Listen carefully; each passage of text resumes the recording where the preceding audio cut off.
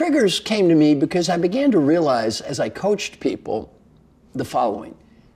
My first inclination as a coach was to think people would get better because of me, because I was a good coach, I gave them clever advice. Then I realized the key variable wasn't just me, it was the person I was coaching. That some people got a lot better, some didn't.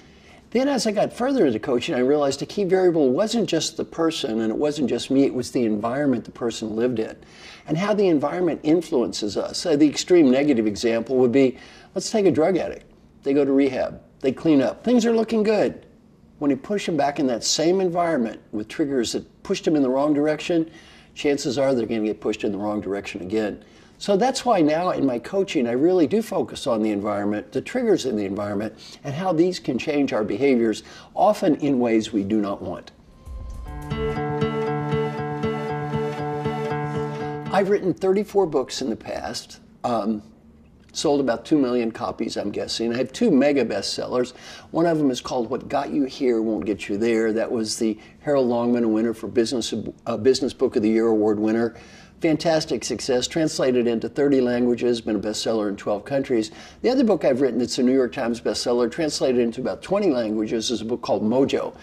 And those 2 books have been my big ones. Both of those I wrote with my partner, Mark Ryder. And he is a great, great co-author with me, and he is also working with me on the book, Triggers. I think I wanted to write this book, Triggers, because it's different. Of my big books I've done so far, What Got You Here Won't Get You There is really about interpersonal relationship, about leadership behavior, how to develop relationships with people. My next big seller, Mojo, is much more about intrapersonal. How do I look at myself? How do I find happiness and meaning looking on the inside? This book is about the environment, not just the relationships between people, not just how I see myself. How does the world out there influence me, and how do I influence the world that's out there?